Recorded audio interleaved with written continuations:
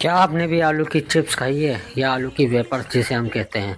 तो चलिए बनती कैसे है वो हम देख लेते हैं। सबसे पहले आलू को छीला जाता है, जो लाल कलर के आलू होते हैं उनको छीलने के बाद उसको पानी में डाल देते हैं और अच्छे से धो लेते हैं। फिर एक कढ़ाई में तेल लेते हैं और उन आलूओं को उसके अंदर मशीन के घिस घिस के उसका वेपर्स बनाया जाता है मशीन से, और वो गर्म करके अच्छे से उसको बिल्कुल क्रिस्पी होने तक उसको तला जाता है। उसके बाद उसको निकालने के बाद उसमें नमक मिर्ची जो फ्लेवर डालना है सब्सक्राइब करके जाना।